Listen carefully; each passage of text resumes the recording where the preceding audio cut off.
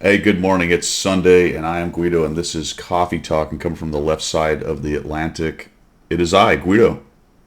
And it is I, Pilgrim, with my coffee to celebrate your Independence Day and the UK's Independence Day. Happy 4th of July weekend, guys. Is it Canada Day? Is that what they call it?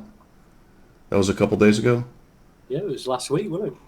Hence the Canadian flag. What does that sell? So, what happened with Canada? Did you guys just Yeah, we get gave at? we gave it back. We gave it to them because they were crying so much about it. We just said, look, you can have it. And the French then got involved, didn't they? So, Is that an amicable divorce, whereas ours was very contentious oh yeah, yeah. There was no action. I don't think there was a.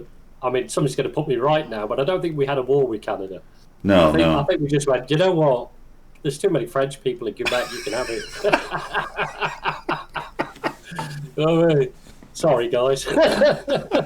Yeah, yeah. Yours was a amicable split with Canada. Ours was contentious, and there were lawyers involved in guns and all kinds of bad things went on Bit there. nasty, wasn't it? But Yeah, you it see, was. with Canada, apart from Quebec, the head of state is still Her Majesty. So Yeah. it's Well, cool. you guys had to. You can have Her Majesty as your head of state to get rid of your presidential thing and all that lot, but you won't go there, will you? You guys had to bring Prussians into it, though. I mean, that's kind of that's you know what I Well, mean. no, yeah. We're sort of scraping the barrel when we're dragging them in, aren't we? That's all right. Later on, you paid for it. You had to beat them up later on as well. We did. Yeah. Okay. I like how we used to go directly off the rails. I know. It's Yeah. not about World of Texas, is it? No, we're just going to talk about the fourth. Anyway, happy Fourth of July, guys. Thanks for being here on Coffee Talk. This is I don't remember which episode it is. We're headed towards 200 though, which is pretty cool. Pretty cool. All right, channel news. What do we got going on? Well, interesting. Bit of a backslide here in Florida. Reference the Rona. So I will be off for a bit, and that means I'm going to be able to stream a bit. So hopefully we'll get multiple streams this next week. I'm planning on Monday. I'm also planning the Monday afternoon stack up stream. I actually forgot last week, Pilgrim. Do you see? I thought about that because I was off last week and I purposely stayed up late to watch it and it didn't appear. Well, this is here's my excuse. What happened is I came home and the girls were working on my daughter's sorority stuff. So Okay, she's that's a fair one. trying to put applications in for sororities, and it's this big, drawn out, insane process with resumes and letters to people, and everything has to be Really? pretty. That complicated? Oh, it is. They have created an absolute monster out of it. But Crazy. there you go. They're busy on my computer, which there's multiple computers in the house, but this one does all that stuff the best. Naturally. As Naturally. always. Yeah, naturally. Which meant I got kicked off of it. Yeah. Anyway, that's my excuse, and I'm sticking to it. So we should have Okay. a lot of streams this week, kicking videos out. I'm nearing 100 battles on the A43, which you can see in my garage, guys, right there. Interesting tank, man. You and I have been discussing the extra hit points that have showed up, and I talked about this on stream a little bit. But a lot of people run the 57 millimeter, the little pew pew gun, because it's got more pen and shoots so fast. But with the extra hit points, I have found this thing just struggles to take tanks out. Yeah. Yeah. It's another 4 or 5 shots to actually get to taking the tank out. To the juicy And center. yeah, Yeah.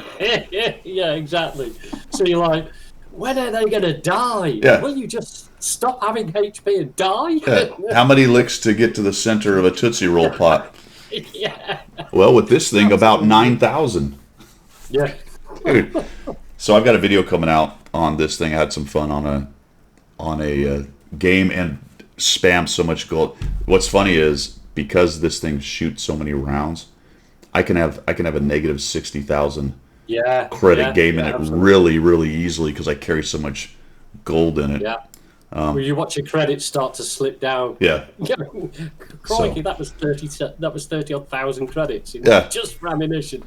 So everybody can scoff my gold spammage, but I'll show you that. I also have.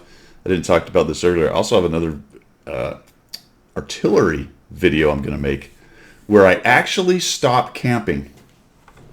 Get out. True, 100% truth. Superb. I'm not going to give it away. It is Okay. awesome. It is awesome. So that Uh, video is coming this out has as got well. to be seen. Yeah. See, now I've put myself in a square corner because it has to be awesome. Yes, it does, doesn't it? Jeez. You have to have the reviews to go with that word. The mouth is writing checks. The video may not be able to cash. All right, next one we talk about it. I'm getting close to 2,000 subs, Pilgrim.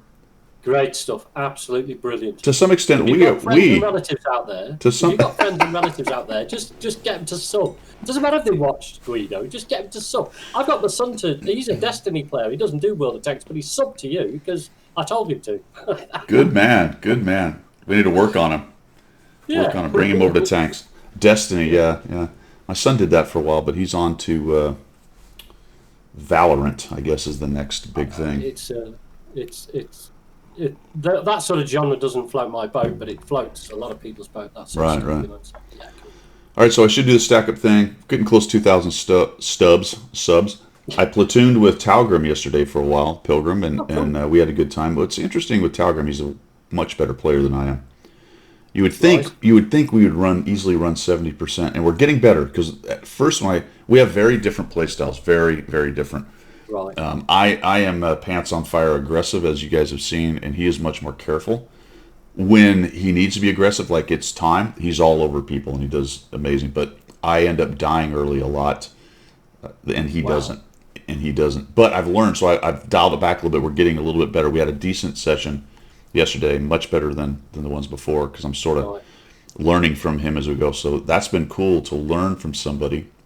Yeah. Which I can do. It's not as common, I think, as it used to be, but there are plenty of better players than me out there, and that's been fun. So I've got at least one game in our Centurion AXs, and then we were running Centurion AX Tier 10s and Tier 9 lights, and he was running his 1390, and I was running my GSOR, because I could. Yeah. And we had a good time with those two running the scouts. In fact, I think we won more with the scouts than we did with the mediums.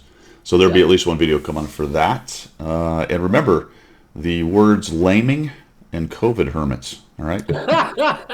Yeah, it's almost gone viral, hasn't it? Yeah. COVID. Maybe it's COVID hobbits. Well, that would only apply to one sector of the community, and that'd be the British, because we are smaller than you people. Because you have all this vitamin C and stuff that big old cornbread fellas over here. Yeah, exactly. Remember the code Guido grind. Also remember, oh my gosh, I don't have it written down. I will try to find it, and I need to add that actually to my description. The code for the contest, for the CC contest. Oh yes. Yeah. So sorry if that's not there, but maybe I'll be able to put it up there on the text, and then I'll put it down in the description for the month. Remember the contest is how many new accounts using my code can be created. 1,500 gold, a T34S, some equipment, and 14 days of premium is what you're going to get out of that code. And I know a lot of you guys have used it, so thank you, everyone supporting that. I think we mentioned it last week, if any of you have used this code and are trying to do the new player experience, and you have something interesting you found from that, or a replay or something, go ahead and feel free to send that in so we can use that content. That'd be great. Yeah. That's an interesting point there, just as a quick tangent, because wouldn't it be nice to compare what new players are going through today with all the different packages and the graphics and everything that when we did back in in your case 2010, 2011, and me 2012, 13. Yeah. And the whole experience will be massively different, I reckon. I did it I have two different accounts. I sort of did that in the last 8 years to see that. I used some content, I think, a year and a half, 2 years ago from the one. You know who's doing it, and whatever you think of him is fine. We don't have to get into that. But excuse me, Quickie Baby has a free-to-play account that he does a lot of stuff and content on, and I think that's very helpful for new players because it's a very honest assessment of what the free-to-play experience is. Again, whatever you think of him, that doesn't matter. But I think that was a good idea. He did that. He struggled with it initially because I think he got to whichever the tier 6 premium they give you. I can't remember which one it was. T34 it'll be, something on it. And he did struggle with it. He was saying it's quite difficult to try and get credits to put it together. Yeah, and I'll just piggyback on that, not to act like I discovered it first. And I guess it's not really that. It's not that big a secret. I will act like I discovered it first. I will. Yeah, absolutely. I found the same thing. The onboarding is way better than it was. there's a lot of goodies. There's days of premium and things, and you can kind of roll for a bit, and then you get that free tier 6, and there's a few more missions for that, and then you're off the cliff. Yeah, You're sitting there with that one tier 6. The rest of your lines are at tier 3 or 4, wherever it is, and then you have to, no kidding, free grind through there, and it is. I remember thinking the same thing. I'm like, I'll have a 60% plus win rate. It'll be just fine. No. I mean, it was a good win rate, but it wasn't 60. I'll tell you that much. No. So there you have it. There you have it. All right, missions and specials. It's time to shill, my friends. Time to shill. Let's take a look at what we got in. Since I figure out how this works, I should be more clever than this in theory. All right. I'm going to go to the shop for the NA shop, and Pilgrim will be, I don't know where we'd be, EU or NA. Where are you going to go? Well, I'll do NA because I can do the price comparison, but EU's slightly different. They have different offers on, so let's talk the Highway Rock thing real quick vis-a-vis the packages, because I got feedback from Beanhole Bandit that he bought the 1,200 miles package, got the gold and not the miles. But you had a different experience. Yeah, no, I got the miles because I needed gold, and I looked at the package and went, well, that's a good package just for the gold. So so I bought the gold, and of course the 1,200 came with it, and I did get it because I've completed Highway Rock. I've got 3 cars, but not really. I made the 3 cars, and I went, right, so in my garage will be 3 cars down the bottom. What a disappointment. I've been totally spanked by Wargaming because they gave me 3 wallpapers. No cars. No, I want a car. I don't want one. I've done that. I want. What? What did you? What do you mean? What did you expect? What did you think it was like? A little, Exactly that. I want them to send me a small car. You spent good money on that. a very small car. Well, dude, one of them to go along with my small tank look. You see? Okay. So I was a little bit let down by that, to be honest, Guido. I was like, well, we talked about that last week. That's what we said last week. I was like, all right, what is this? Is it going to be a mode? Am I going to have a digital car? Are they going to? What's the point? The point is just to get the goodies. That's all the point is. The grand prizes are fantastic. Don't get me wrong, but the 1,200 doesn't get you to all the grand prizes. The 1,200 gets you enough tokens to build the 3 cars and gets most of the grand prizes. Okay. But, so I'm quickly over. I'm switched over to the site, the Highway Rock site, and they just saw my car. But what he's talking about is the grand prizes on the right side. 1,200. How much did you have left over with the 1,200? I think Bean said it was 200 or 300. It was quite a lot. Don't get me wrong. There was enough to get the. I've got the first 2 styles, 3D styles. So so that would have been what, 400. But you're still making points, right? You can still make. I'm still making points. Yeah, I mean, I'm still racking it up so that I can get them. Yeah. But you would think spending the 12. You would think getting the 1,200 tokens just give you everything. Give you everything. Yeah. I might be too needy for this, am I? I was about to say, are you just? No, I'm not needy. Are you just a little entitled over there on the right side of the Atlantic? I'm so entitled. I have spent £57 sterling to get this, and they can't give me everything. Why? And they give me. Why do you guys always say pounds sterling? Why is it? What else? Because you guys think pounds is weight. Oh. Yeah, because you don't do kilos, do you? Because we've moved on from pounds.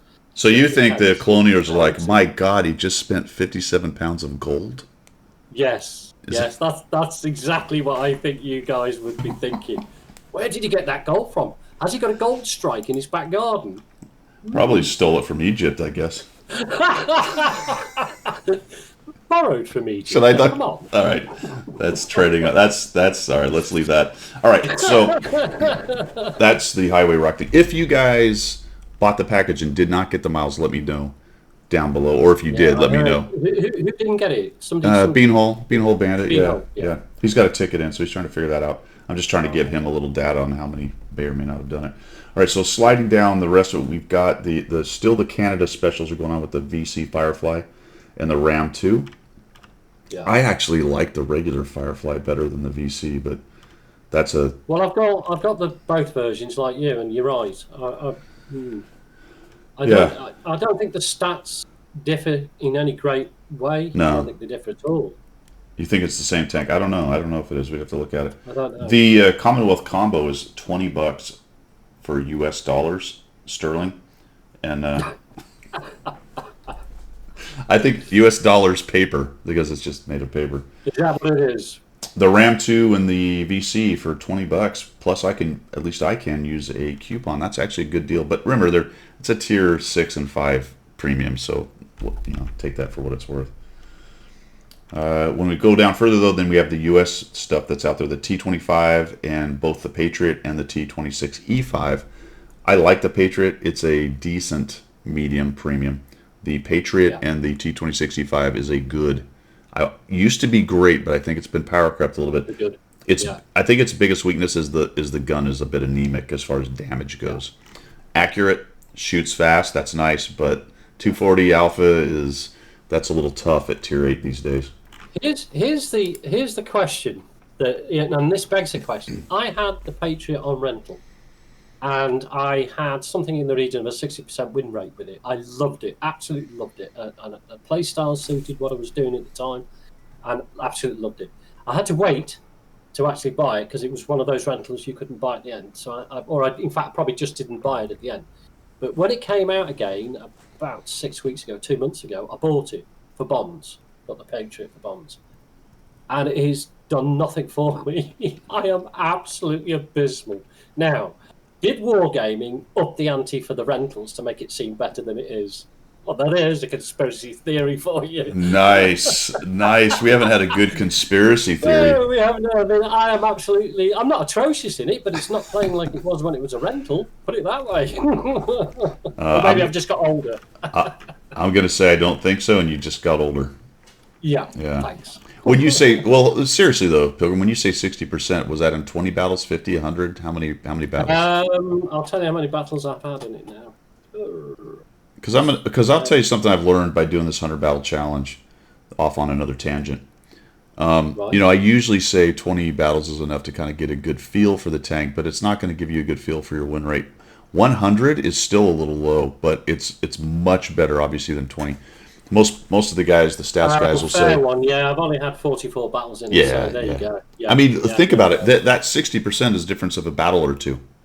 Yeah. No, absolutely. Yeah, so, absolutely. You know what I mean? Stick that with makes it. Sense. I've had 300 battles in the E5, the standard E5. Yeah. And that's at 52%, so it worked.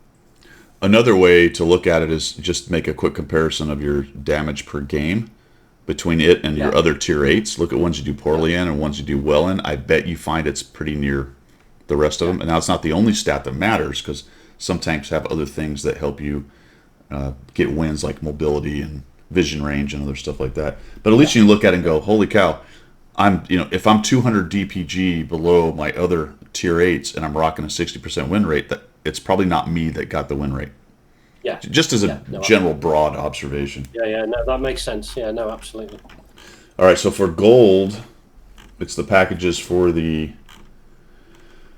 Highway Rock and standard stuff. Again, the Highway Rock, I wanted to say this. Last week or earlier this week, I did a video talking about the Highway Rock stuff because I had Thursday off, and I sort of laughed at $75 for that package, and I was absolutely 100% wrong. What I didn't consider is that's exactly the price for the gold. Yes. Yeah. And so you just get and I can put a coupon on top of it. I can actually get a discount for the actual price of gold plus the $1,200. That, if you're looking for gold, I'm telling you guys, that's a good deal. Which is the exact reason why I bought it, because I had a coupon. Yeah. And I had the need to buy some gold. Yeah. And that package was better than any of the other packages that were showing Fort Knox and all that sort of stuff. So. Yeah, so there you go. I was wrong. That's the problem with live TV, man. Unless of course you sat there and bought it and wanted them to give you every single thing in the package, then yeah, entitled. All right, premium account stuff. We got Standard stuff, coupons available. On the vehicles, I think it's more of the same. There are some interesting vehicles for sale. I wanted to mention the BTSV collector's item. It's not an amazing tank, but it is for sale. So if that's something you want, you can get 30 days of premium plus the tank for $12.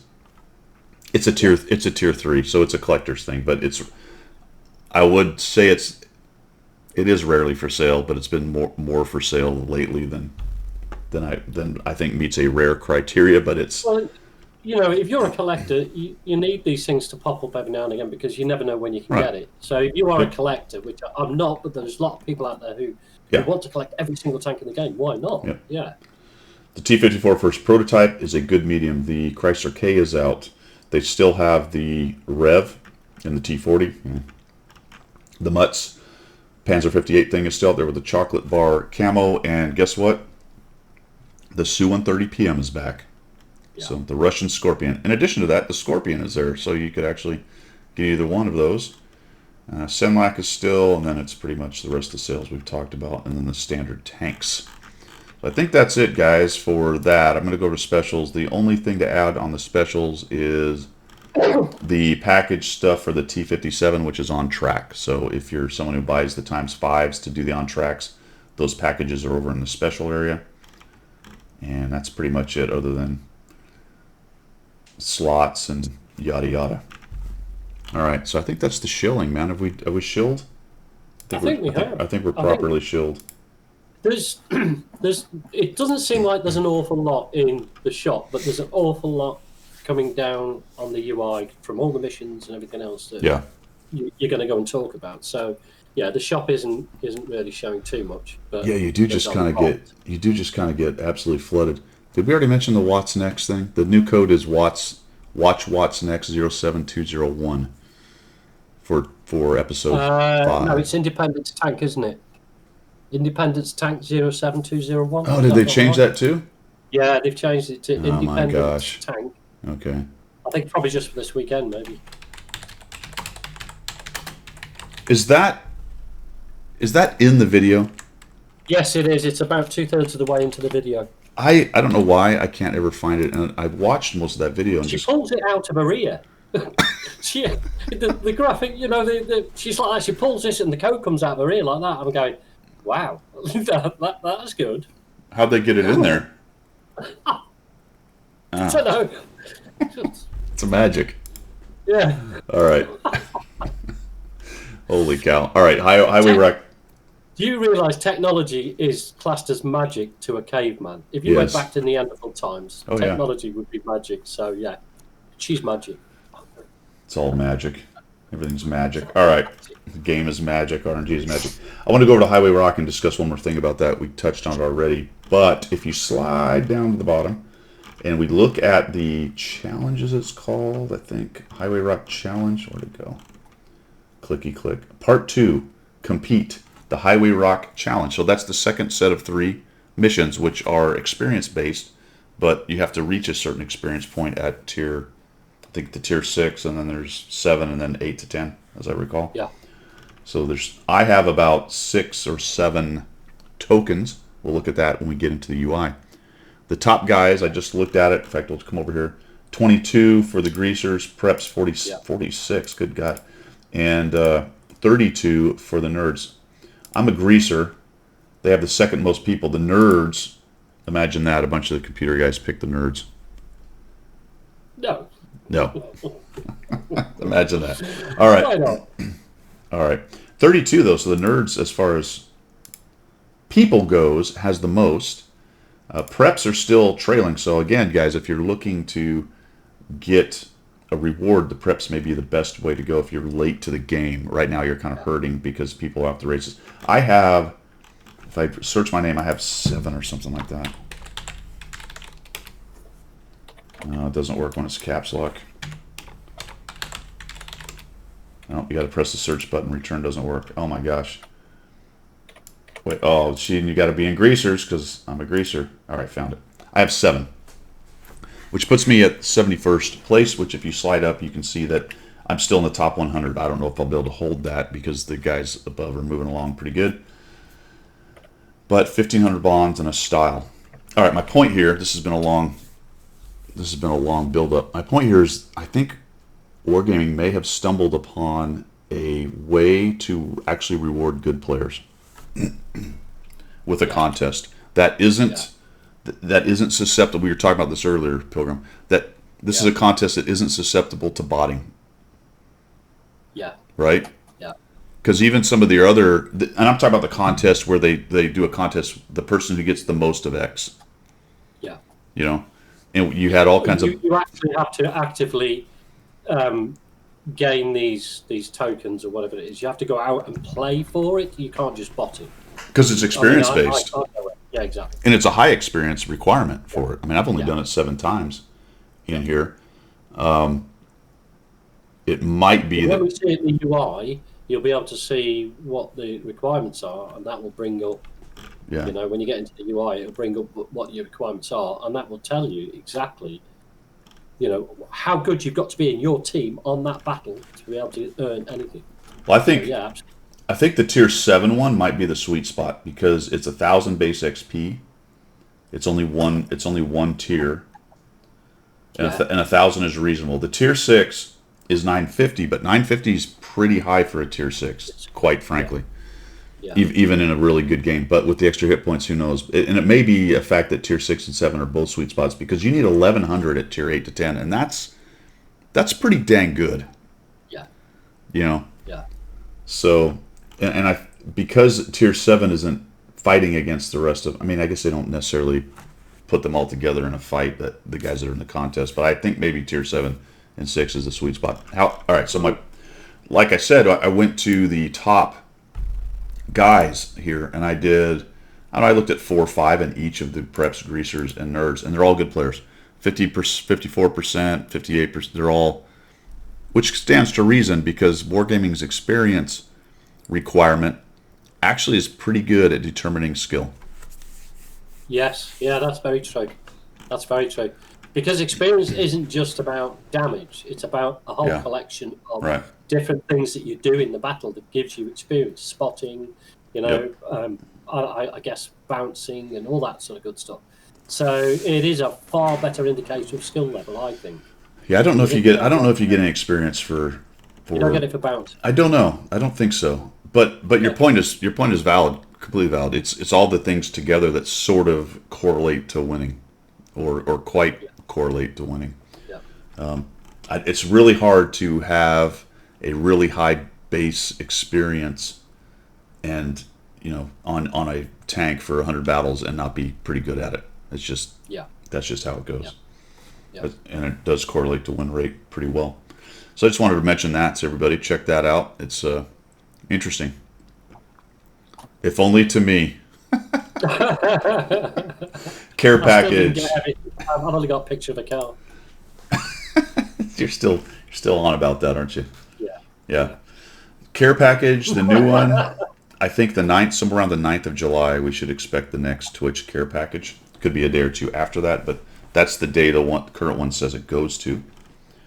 What else we got going on, Pilgrim? We've got the ×5. Oh, the weekend. So, discounts, fellas. Discounts, people. ×5 for the first victory. I think the big one is customization and stuff's all 50 off. Consumables 50 off. Standard equipment 50 off. Did you say that personal reserves were discounted too?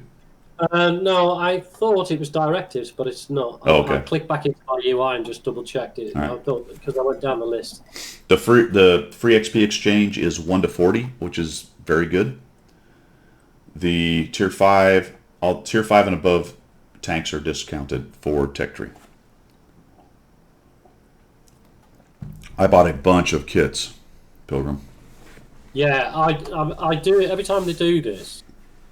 I just go out and buy just as much as I can because you're forever replacing it anyway. And do you know the main reason why I do it is it's just a pain in the backside to click on that extra button to buy it individually when you need to resupply it.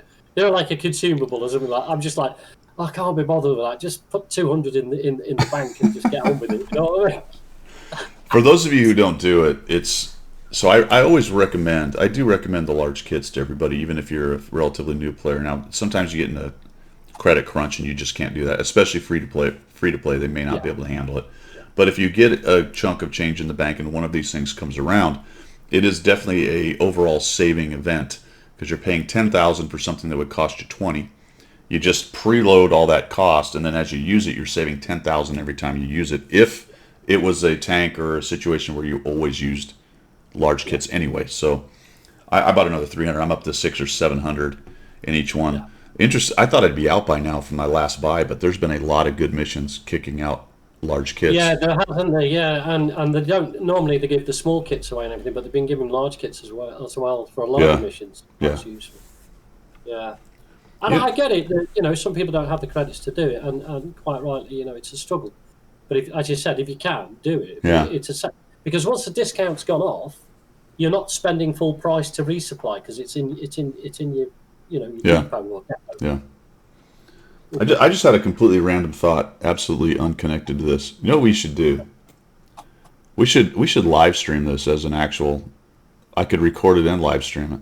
Okay, I'm up for that. I mean, we have a bit of a giggle before we start the recording, don't we, at times? Yeah, so that'd be interesting. And the house general will come in and throw soup over me and all that sort of good stuff. That's why people want to watch it live, but that way we can when we say dumb things. Yeah. I don't know. What do you guys think? Let me know down below. Would that be interesting to anybody? I could live stream it on Twitch. We could just talk about all this mess and then obviously record it at the same time. I'll have to see if my rig will handle all that. I think it will. I don't know. Let me know, guys. I think that might be actually kind of fun. We'll see what happens. Where were we? We were shilling some more, weren't we? We were talking about 4th of July. 4th of July. 4th of July. Our Independence Day. From each other. Yeah. Right? It's independence from COVID for the UK. Oh, no, let's get it right. For England. Because Scotland and Wales are doing something slightly different. Oh, that's right. That's right. Because that was the day that you guys were able to go back out and have a beer. But, of course, the press is freaking out now. All of a sudden, they're worried Brits are going to go to the pub. Again. Yeah, Brits are going to go to the pub and start spreading it again and blah, blah, blah. Yeah. Right, sorry, we were getting discounts. I was going to start. I was actually going to start talking about it more, but I don't want to do that here. No. But anyway, happy Independence Day from being stuck in your house. Yeah, cool. And happy Independence Day for you as well. Well, and happy Independence Day to you. That reminds me of my British aunt, my wife's aunt. I've said this before, my children's de facto grandmother, because Bridget's mom died years and years ago. But I think this is a British thing because you cannot get off the phone without her. She keeps saying bye. Yeah. She has to be. She's like bye. And you're like bye. And you can hear the phone is taken away from her face. Bye. And the other thing is, you go first. No, you go first. No, you go first. Bye. No, bye. Is I get that all the time. Is that just a personality thing, or is that kind of a British trait? Oh, it's a totally British thing. Yeah. We have to say goodbye last. You have to have decorum in these things, Both her and my wife are like bye. Just get off the phone. Holy cow, it's crazy. It is good. Okay, let's see. T-57 is on track. You can. There's T-57. I've got it. I've not played it once yet. It's love-hate because it can be such a beast and it can be such a sad boy. All right. Yeah, it can be a. The British things are coming fast and furious, as my aunt would say. A bit of a soft boy, a soft lad. That's what it is. Soft lad, yeah. Bit of a soft lad. Home Sweet Home style. We'll look at this in the UI. There is a style you can get. It's pretty easy missions. I've already finished them. I don't know if you have. Yeah, I've got it. It's damage, doing some damage and some base XP stuff, and then you get some more camo. Man, I'll tell you, they give a lot of camo out too. You should be able to outfit a lot of your tanks with free camo, which is pretty cool. Yeah. Or move it around if you want, actually, depending on what tank you're playing. A lot of it is generic. You can not specific to a tank, so that's cool. Because that's pretty cool. You can move camo around without cost, right? Yeah. Yeah, that's a good deal. If you've got it, yes, you can apply it to the tank, take it back off the tank, and put it onto another one. Right. Do not forget, guys, that Tank Rewards is going this week as well. So that's separate from Highway Rock. It's two different websites. Anyway, but it's good stuff. So don't forget, go to tankrewards.com because you've been cranking out points probably if you didn't remember or didn't know about it. Tankrewards.com. Log in. There's a little login thing. It's a wargaming site, so don't worry about all that. And get your goodies. I just tripped the first level because I have the SWAT salute thing going on. I get 200 points a day. It's insane. It's really easy. It's really easy for the veteran ID guys to get that done. And I selected the reserves. I think personal reserves for me. Yeah, there's quite some good stuff on it. I mean, there's the American flag flying, flag of the USA. If you want a decal, or if you call it a decal. A decal. Y'all. And then you've got repair kits and all sort of good. Like I said, I mean, they throw stuff at you, Wargaming. To be fair, they throw a lot of stuff out there. So, absolutely. Yeah, I have zero complaints about that, man. I will tell you, I don't have any complaints with the amount of goodies and stuff. And as a matter of fact, we were talking about the free-to-play thing earlier. It really is a lot easier these days. Yeah. To crank through. It's still painful free-to-play. I'm not downplaying it. But as compared to what it used to be, all the times 5 things you can get, all the free stuff you can get, free days of premium here and there, make it easier. Anyway, that's. But the thing is with that, though, Guido, is that the difficult thing for that is that unless you know, it is difficult. If you know about all these things, if somebody tells you, because when you first start playing the game, you don't know about all this stuff. That's a great point. You've got to dig into it, or somebody takes you by the hand and goes, here you go, this is what you do. So then you click onto it, go, oh, crikey, times 5, get that done, do this. Then you can start to formulate the plan to grind your credits and all the rest of it. But that's a great point. Yeah. So, I mean, things like we're bringing up on this, hopefully, helps guys out who are starting. They go, oh, I didn't know about that. I didn't know about that. Yeah, because I kind of talk like I assume everyone knows what I'm talking about, and potentially. Yeah, no. I'm not saying that's what you're doing, because what you're doing is providing information for people that may not know. Which is cool. No, but it's important that I think you're right. It's important to understand that they don't know where a lot of this stuff is, you know. Yeah, when you first start, it's like, oh, I didn't know about that. Like I didn't know about camouflage bushes and things like that for years and years. And I was, why? How can he see me? How did that? I was like half in the bush and half out of the bush. But for me, I was camouflaged. I was getting shot, and I was going, this is crap. Why are they seeing me? They can't see me. I'm camoed. I'm the magic man. All right, I think that is it for the website stuff, unless you see anything else we need to talk about. No, I think we're done. All right, that works. Let's go to the UI. Yeah. Get rid of this and see what we got in the UI. Not a whole bunch, I think, new. It should cover basically what we already talked about. Daily missions or daily missions, yada yada. Missions. All right. So anniversary during the breather. How many? So that's another thing that's going on. We didn't talk about that. The whole 10-year anniversary. I'm at 1,855 tokens. I just see this is a competition. This is you being a pilot. I'm 1,735. So I'm still behind you. So you will all note that I'm still in the lead. Yeah, only because I've got your 6. You see, you're in the lead because I've got your 6, mate. You would clearly be ahead if you weren't playing 2 accounts. Well, exactly. You see, thank you. Yeah. You're just saying that to be nice, aren't you? Yeah. Get wrecked, nub. Get good. All right. So those are ongoing. We're in the breather. It looks like when's it go? It goes till the 10th. So in about 5 days, we should be into phase 4. Yeah, that's I think. Friday, is it? Friday the 10th. Yeah. Medium tank courses. We're not even going to worry about that. Remember to put your codes in, though. If you do not have the medium tank courses, it's because you have not put your code in. You're going to have to, speaking of new players, go to the webpage, look for the, is it university? What the heck's it called now? Yeah, it's a university challenge, isn't it? Yeah. Get your codes. But you can do medium light, heavy, and TD. Right. You click on all 4 codes, and I've got them like rolling along. This thing is still jumping around. It's driving me crazy. Yeah, it is. Yeah, it's doing it to me. So here's the Highway Rock. That's the mileage. You can get 100 miles a day. Light tank course. Caring. Caring is the tab you want to look at to get the free stay-at-home camo. So you can see right here on mine that I've already finished it. I have actually it's the home sweet home style, not stay-at-home. Yeah. It's the stay-at-home mission or it's the stay-at-home event, and the mission's called Caring, and you get a home sweet home style. Yep. It's got 3 different names, folks. All right. That's convoluted, isn't it? Yeah. But how to make it difficult? Watt Salute, that's standard stuff. T-57's on track, as we mentioned. Here's the Highway Rock Challenge with the experience requirements right there, 950, 1,000, and 1,100. You can, and it's actually pretty nice because you can look right at this main page and oh god, it just disappeared on me again. Yeah, mine's flicked up again. And you can count the amount of completed right away, just add it up together. So 5, 6, you can see I've got 7. That's nice. Multipliers on track, that's for the T-57 stuff, which is nice because it's not a code anymore. On track. Yeah, on track just happens. Tanks and Metals is ongoing, and then Tanks and Aces, or whatever the other one was called. Is that still there, or is it gone? Interesting. If I keep trying to scroll down, and it flicks me back up again. Did one of those?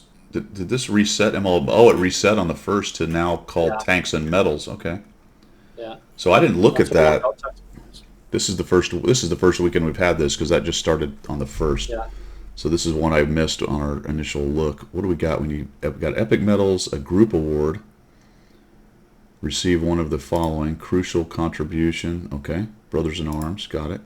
So I did that once with Talgram. Looks like, oh my gosh, it just flipped up again. Yeah, there's a Radley Walters in there as well. That's going to be difficult for most people, I guess. Top Gun Invader. Okay, so I have done 4, 5, 6, 7. I've completed 3 of them. I've completed 1, 2, and 3. And so, what do I need for the style? I need to get a total of 20, and I have 17. Okay. So that'll happen just during play. Radley Walters. Radley Walters, Pools, or Bruno's. Oh, that's actually a big list. If you click on that, there's quite a few things. It's all the epics. It's all the epics. Yeah. And well, it's not that difficult to win an epic medal. You just have to go for it, I guess. And it looks like it's experience, which is not helping me, but it will help in my calculation for free experience. So there you go. And eventually you're going to end up with the Ranger. Oh my gosh, it just flipped up again. Is it doing it at the same time? Yeah, mine's just gone up again. So every time I say it, yours is doing the same thing? Yeah, close to. Well, we've got the lag, haven't we? We've got the split lag. So it's probably the game itself, the server itself doing it. So it's the Ranger style, which actually looks pretty cool. Yeah. So there you go. Another way to get another style right there, Tanks and Metals. And there's large kits in there and all sorts as well. So I have no idea how I ended up on the last one. Remember the Tanks and Aces or whatever? I don't remember what the eventual... No.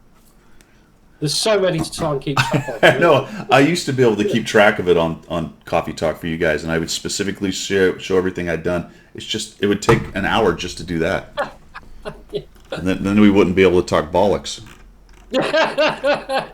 Which is what this channel's all about. Exactly. Care package June, like we said, this is where I think I got the date. If I can get it to July 9th. Okay, so these missions go to the 9th, and I assume a day or two later the next care package will be out. That's how it's been running mostly. I think that's it there, Pilgrim. After June, I've just got Experience Weekend Bonus. That's the experience stuff for this weekend. Tank Destroyer courses. Tank rewards we've done. Yep. All the missions. That's it. Yeah, the Tank Rewards missions. That's a place where you get a lot of... That's something to think about, guys. If you are using the large kits, remember every once in a while to go in and sell your small kits, because those missions like that will stack up small kits. And you can, get 120, 200,000 credits depending on how long you wait while you stack up all those. Don't do it now while the discount's on. Wait till the discount's over and then sell them, because you'll end up getting half the money. Thank you for that, Pilgrim. Absolutely don't. I think there's a warning. I think there's a warning that maybe says don't do that, but I could be wrong. All right. Now you've got the warning from Pilgrim. So yeah. What he said is you're gonna get half your money. That would suck. All right. I think we are ready to go to subjects du jour, huh? Oh yeah. Time for the actual bollocks to start. All right. So subjects du jour. First thing, Before you do subjects du jour. Oh right. Have you got your coffee? Right, I'm back to tea because I'm British, don't you know? All So right. Well, I got half an episode out of it then. you did, yes. Yep.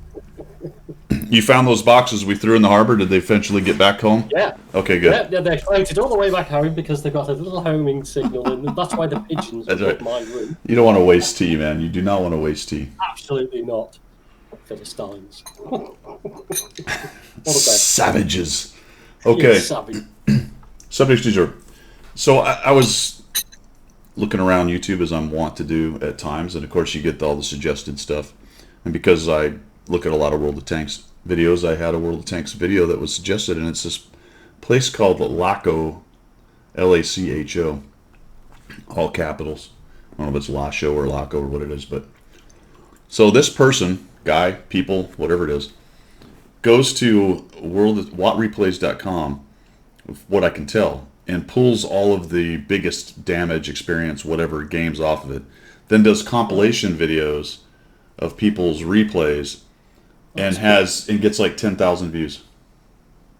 Really? Yeah. Good grief. He does this about 3 or 4 times a week. I'm like, are you kidding me? It's crazy. It's crazy how different channels figure stuff out. Yeah. You know what I mean? He's making he's not making a living, but he's making a decent amount. He, they, whatever, making a decent amount off of that. Here's something I learned though that I did not know. Talking to Grindler from Grindler Gaming. So check her stuff out. She's a good streamer. A lot of fun. She used to be in marketing Okay. somewhere in the world, but she dealt with the CPM calculations for how much you make off of video.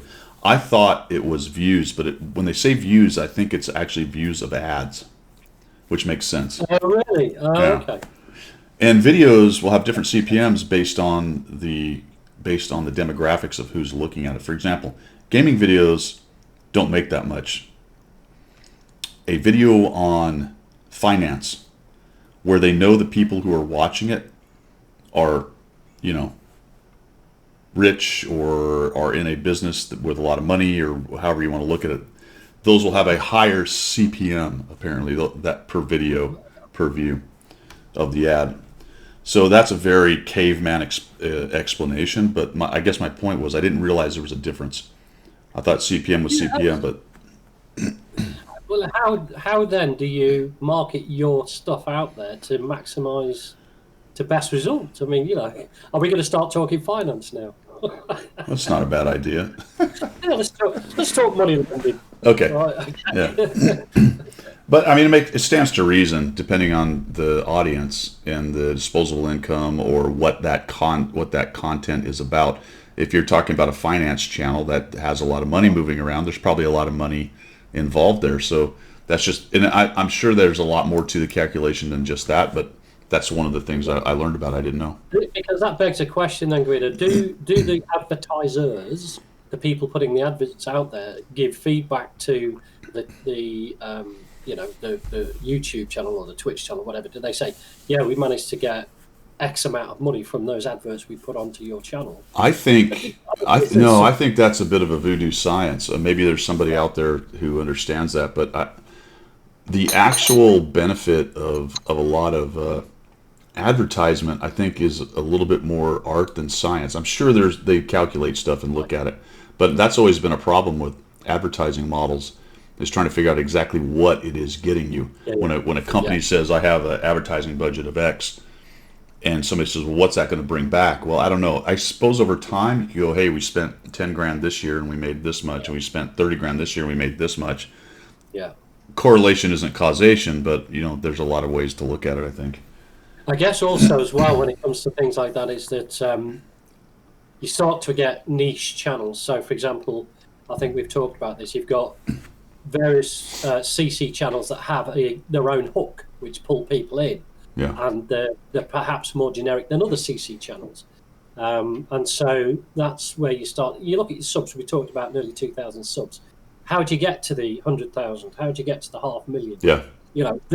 What's the hook? And I guess it's just the internet age, isn't it? It's what us old buggers don't really know. Well, this channel is niche right off the bat because it's just mostly about one video game.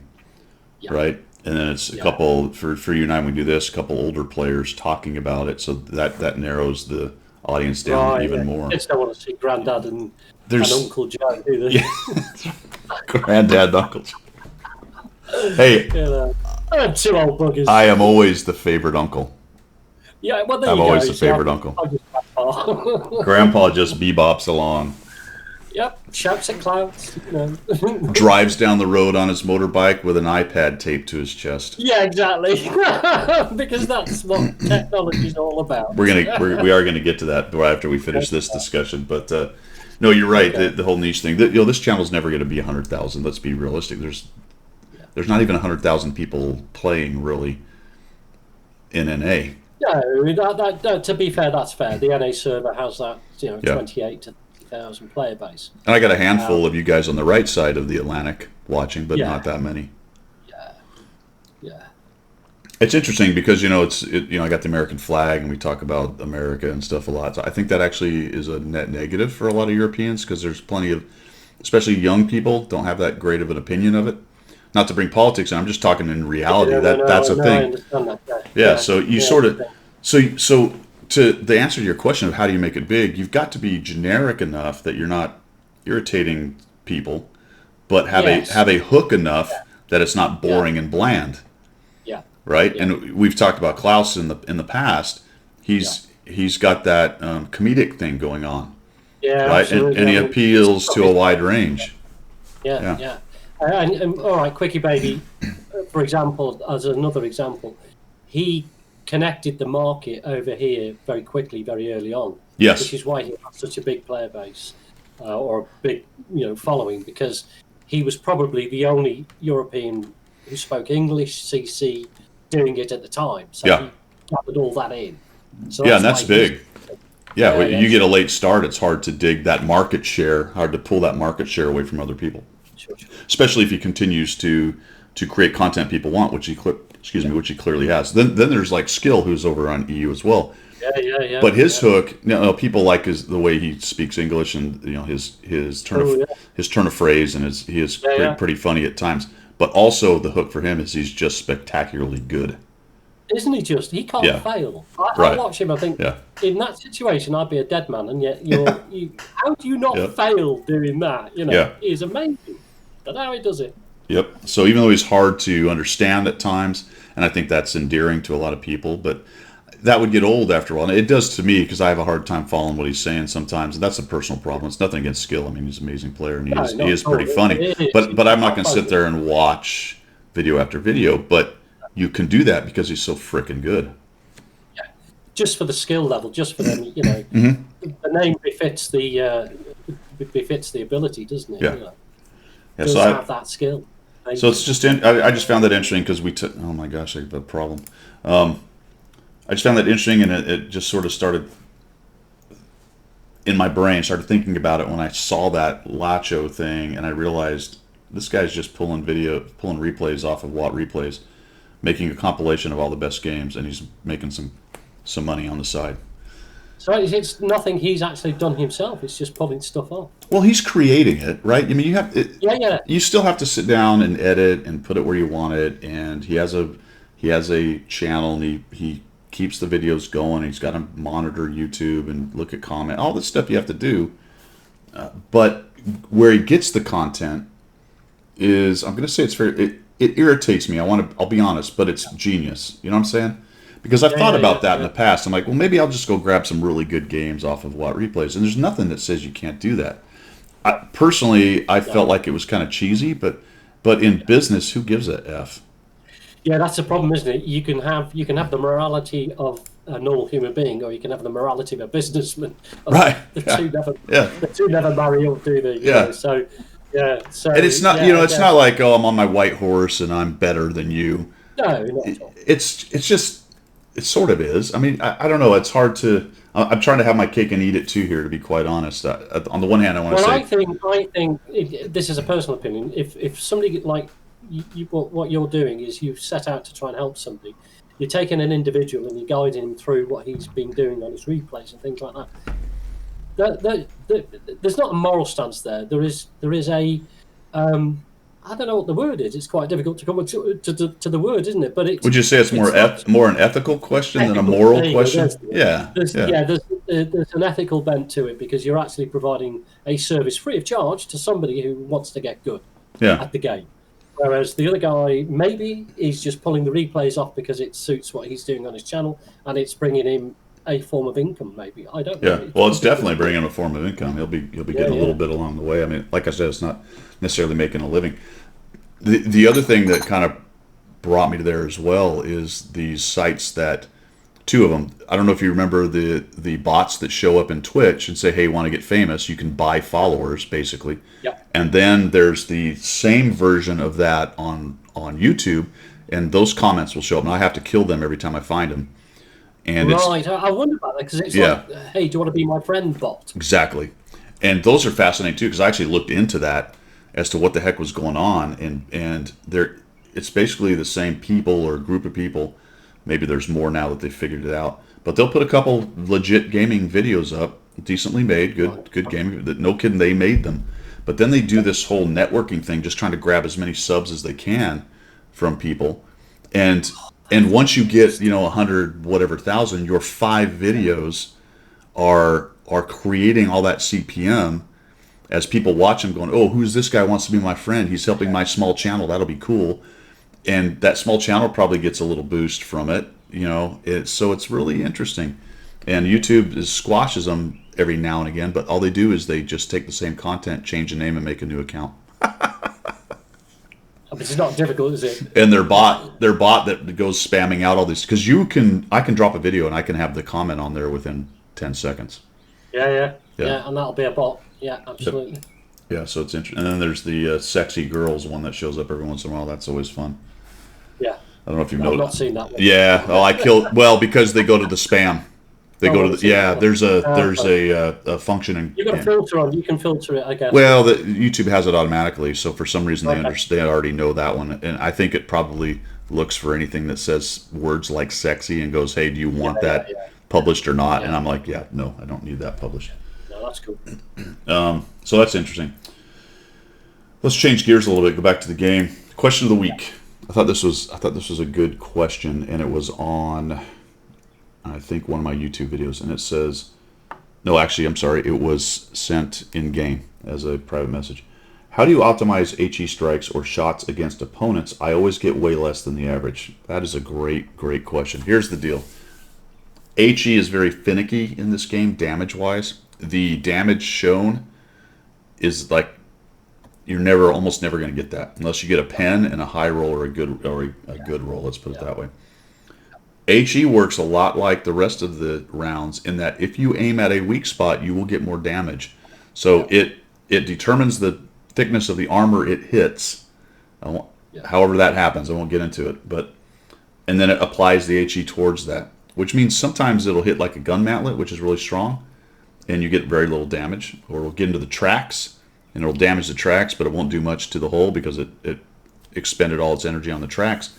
So if there's a weak spot, a hatch, a gun port, the turret ring, the top of a roof, the side that's very thin, and you've got enough pen to go through, that's where your big HE damage. So it's kind of interesting because one of the benefits of HE is I don't aim, I just hit.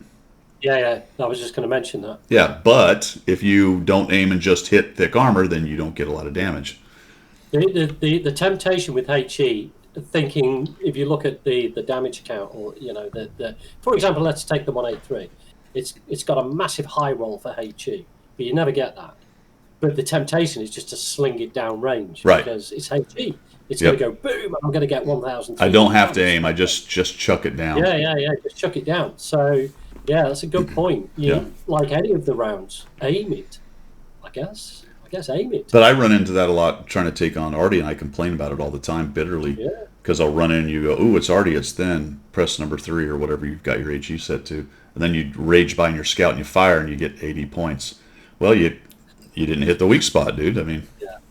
Yeah. So anyway, that's particularly frustrating against Artie because it's got armor of about 3 millimeters. Some of it's kind of surprising. Some of them have some pretty good front armor, which is why you get those crappy HE. TW, Yeah, so they're pretty meaty, aren't they? In general, on Artie, go after the upper superstructure. It's usually very thin if it's got one, and that's where you want to hit. Hitting the hull like a GW 100. That's pretty thick actually. Hull armor for an Artie.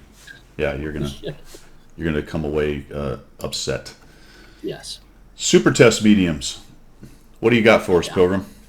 Well, I've dug into it. We spoke about before we started recording the T77, which is the USA Medium Premium coming out, Tier 8. Autoloader, which is basically a T57 that's been on a diet. So you probably have, having a look at the stats. The poor cousin. Yeah, the poor cousin of the T57. But the gameplay, the game style is going to be almost the same, but as a medium as opposed to a heavy. So you've got to be aware that your armor's not going to be as good. But it's still an auto. It's a 3-shot auto loader. I want to say it was a 38-second reload for the full clip. These are premium mediums, right? Premium mediums. Okay, Tier 8. Okay. And they've got, another version called the T42, which has got a slightly different turret, but it's based on the same sort of thing. And that's a single shot. That's a cyclic shot. So it's and apparently they're saying, I don't know who they are, but they're saying that that's the better one of the two. Yeah, whoever they are. Purely because with the autoloader you've got this 38-second reload for your full clip. So if you don't manage it properly, you're sitting for a long time, defenseless. So those are super tested on the way. I think they lives with nobody. Yeah. Because around my house, nobody ever broke something. No, that's it, isn't it? Who did this? Nobody. I don't know. Nobody. No, nobody did it. Somebody did it, but nobody's putting up to it. As soon as I find nobody, I'm whooping him. Yeah, you're in trouble, nobody. All right. Speaking of nobody, this brings us now to the memorial ride. Give us. How did it go? First of all, how many people showed up? Was I right about scads of people? No, unfortunately, we only had about 20 odd. Okay. I thought there would be hundreds. But only about 20 odd. Because when we talked to a lot of the guys that did turn up, all of their people that they thought would come along are either of an age or have underlying health conditions, so they didn't want to take the risk. Yep. Which is fine. No, good plan, yeah. But yeah, so there are about 20 of us, and I've got the video on my iPad. I've got a couple of videos on there, which I'll get up on the clan Discord. I'm not sure how did it work? Okay, so we'll start at the beginning. It was great when I was holding it like that, going around. All the bikes are all parked up with the flags. And these two flags are on the bike, by the way. That's why they're looking worse for wear. They've been worn by the wind. But anyway, so they were on. So I got that, and I had the Union flag on the back. So great. And then I put it in the little pouch with the gaffer tape around my chest. And then everybody started to take the piss out of me. Whole 20 people, all just going, "What the effing hell is that?" And I went to my camera. It's my GoPro.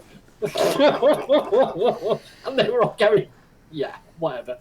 So, and then we set off. And that's a Go novice. That's no GoPro. Yeah. This is IT for a nearly 60-year-old. Okay, this is where it's at. So I set off, and I could just see the back, and I could see the picture was going like this. I went, "No, that's not working." Yeah. So don't forget, I've got a single-cylinder engine as well, so it's like. So it was. It didn't have. It was the wind. It was. Well, yeah. There's no space stabilization, so yeah. So I stopped. I didn't record it anymore because it kept popping out and all sorts. Because that's what a GoPro does. It's got that picture stabilization, so as you're moving around, it's relatively stable and looks pretty good. Yeah, I looked at those two later after you mentioned it last week. I sort of went through it, got permission from the house general to spend some money. Dude, I bought one. I bought one to go to D-Day Conneaut, and I showed you guys some of the videos, and I haven't touched it since. It was essentially a waste. It's an expensive item for a one-off, isn't it? Yeah, absolutely. So I need to find a way to use it. We can just put it on your head. Anyway, no. Should I just go out there and attempt some cartwheels or something with it on? No.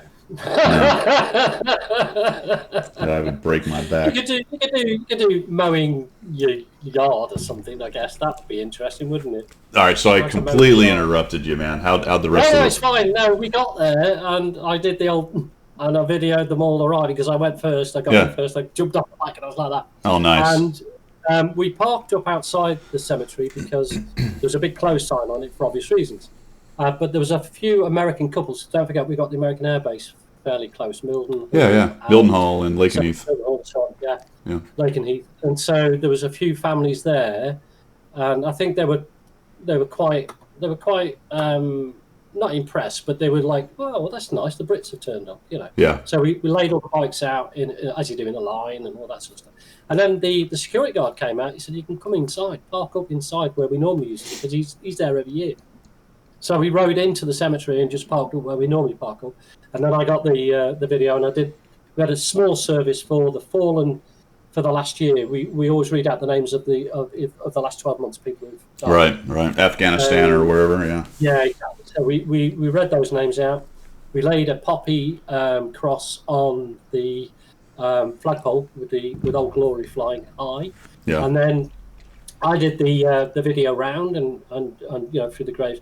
And then they've got a big hall at one end. So it's like, if you get to see the video, you'll see it. But they've got the flag at one end. Then there's like a walkway, 2 walkways with water in between, with red roses all the way down. And then they've got like a mausoleum at the other end. So, and then all the gravestones. So I went down to the mausoleum, and it was 12 o'clock midday, and it was absolutely fantastic. It was absolutely spine chilling. I started to record as I was going around, and then your national anthem started to play from the bells after it had struck 12, because there's bells in the mausoleum. Yeah. The national anthem was played on the bells. Yours. Oh, wow, yeah. Then the British national anthem was played on the bells. So I was like, wow. And there was like hairs on the back of my neck going up and everything, because I had all the graves behind me. That's cool. That's Absolutely cool. Fantastic. So I said a few prayers for the people that I know that I've lost in combat and so on. So Yeah. it was a good day, and the weather stayed good, so it's fine. I'll get the video up. It's on the AMRR website, so you can see it if you want to. Okay. And I'll try and get it up somehow. So I'll certainly get it into the Discord. Well, after we're done, send me the link on Discord, and I'll add it to my description links down below if people want to check it out. That'll be cool. Yeah, no. That I mean, it's not the great big thing that it is every year, but it's just. And what I titled it, "The Few Who Came to Respect the Many." Nice. Maybe it was just a little bit more intimate. That might have been. You wouldn't want it to be that way every year, but maybe just the fact that you were there that year was probably pretty cool. Well, I think the big thing for us that turned up was that it has been happening for for so many years, every year, and I'll be buggered if I let COVID-19 stop me paying my respects to people who died for our freedoms. Because the American airmen in the Navy, the sailors in the Army who came over to Europe to free Europe. They sacrificed their lives for that. Yeah. And so there's not many of them left, man. No, that's the thing. Every year we're losing them, aren't we? So, yeah.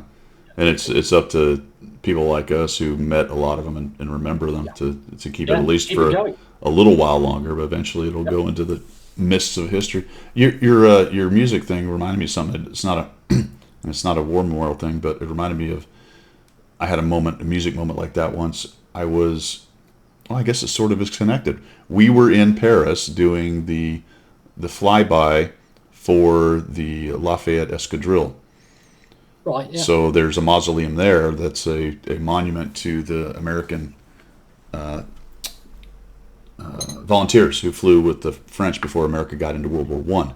Yeah. So there were a bunch of pilots that went over there and flew for the French, flew French airplanes. Obviously the ones that died, they buried there, and then they did the big memorial Lafayette Escadrille.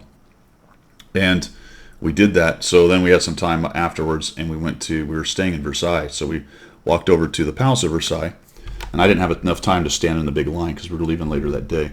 But I got to walk around the grounds, and I went around to the back. Have you been to Versailles? Palace of Versailles? I have, yeah. So that back garden that falls away from the palace, and it's just that panoramic view down to that big lake. And it's pretty impressive. It's very, very cool.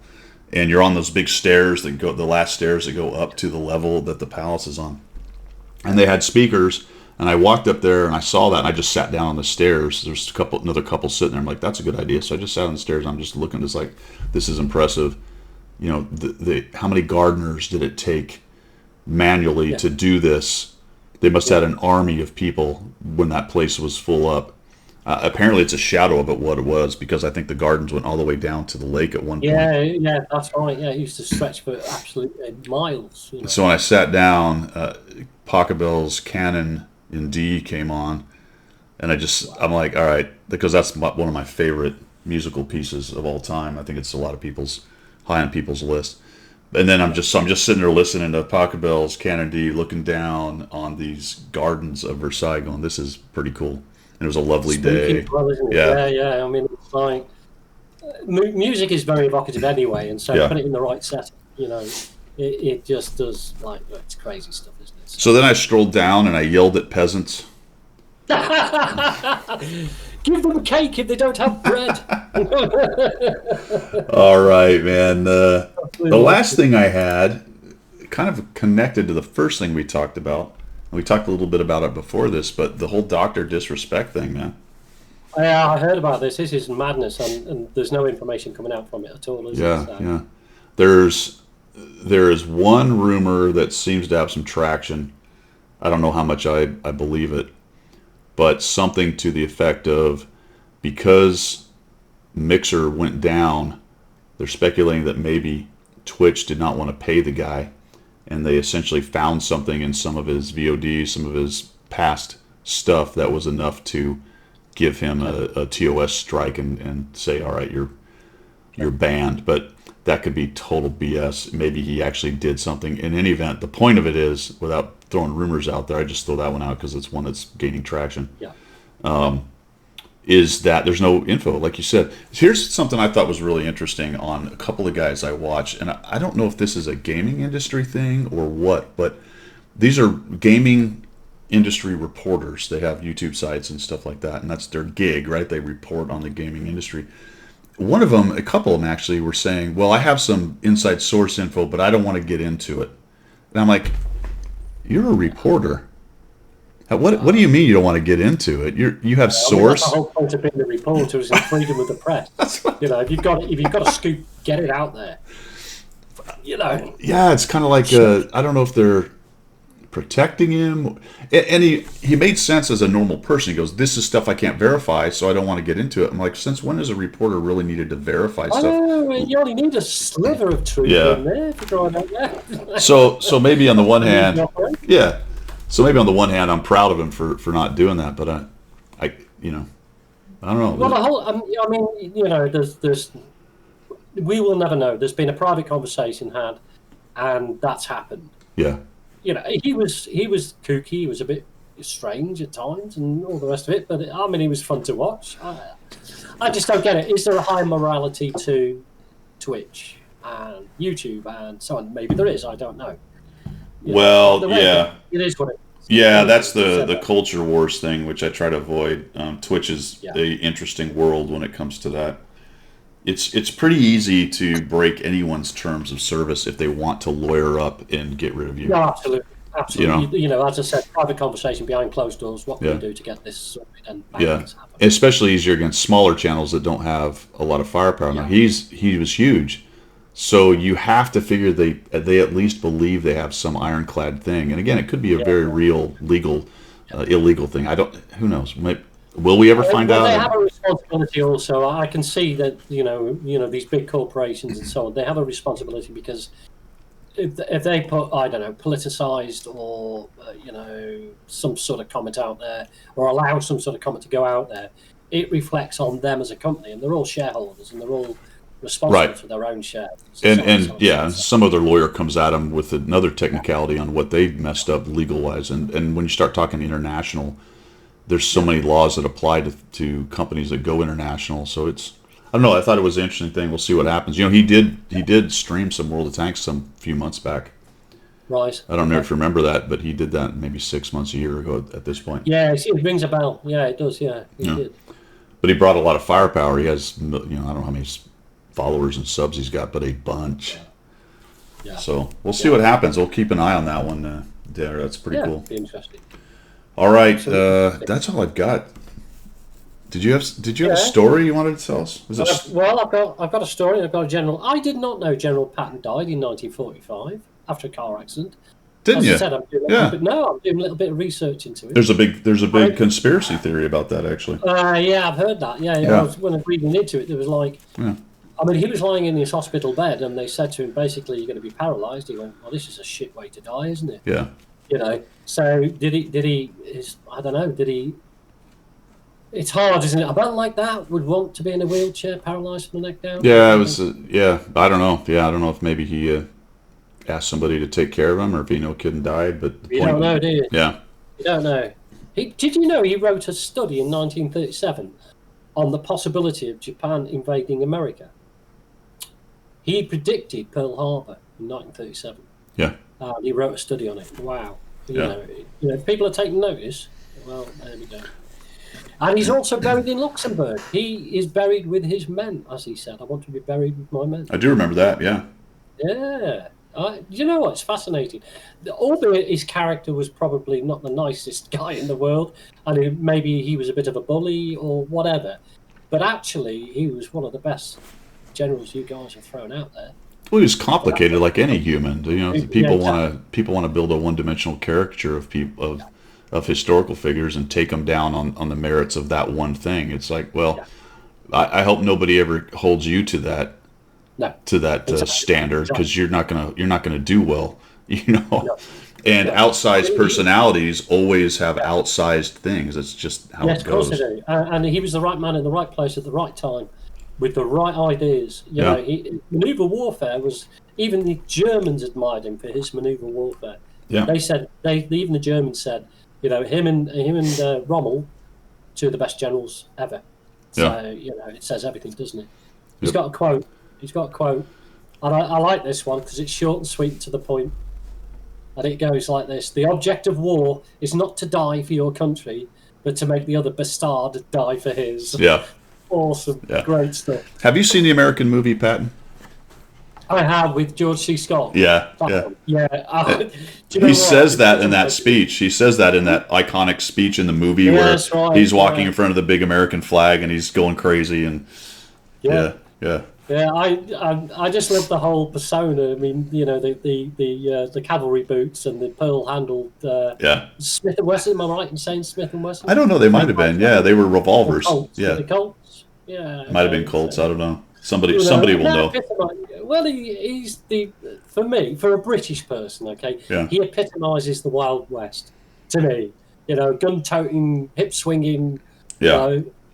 Devil may care, off he goes, riding his horse into the sunset. Yeah, and then very romantic. And then dying in a car accident. Yeah, what a way! That's a horrible way for a soldier like that to die. That's not the way he should die. Yeah. But hey. Last thing before we go, it reminded me from your motorcycle ride. We actually had an event much like it here in the where I live. Right. Yeah, we had a golf cart parade. Was you on it? Did you get in the golf cart? We did. We had a golf cart. A July 4th. It was on the 3rd, but we had a 4th of July golf cart parade because of the whole social distancing thing. We all went down to a park and then we drove, around where we live. And it was cool because people had all their kids were out a lot of kids were out, waving as everyone went by, and everyone decorated their carts. And this one dude had this really cool. It's a yard tractor, pretty small.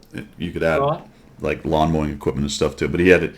Obviously, it was a like antique, and he had it all painted red, white, and blue. And he's driving that thing along. Kids riding their bikes next to everybody. Isn't that what it's about? The history's great, the politics behind it is great, but actually, it's just a day for the kids to enjoy, get out in the sunshine, and have fun and. It's all about that. It's a day off work. If it was a work day, etc., a long weekend. Down in the South, we always throw beads. It doesn't matter if it's the Mardi Gras or what it is. If there's a parade, people are throwing the beads. So there's kids with piles of beads, hanging out. Fantastic, yeah. If I'd have thought about it, I guess if you go to Hawaii, you get those things thrown over your neck, don't you, and all that sort of stuff. Standard thing, isn't it? Right. If I'd have thought about it, I'd have got some candy to throw too. I get all very British about Florida now because I keep.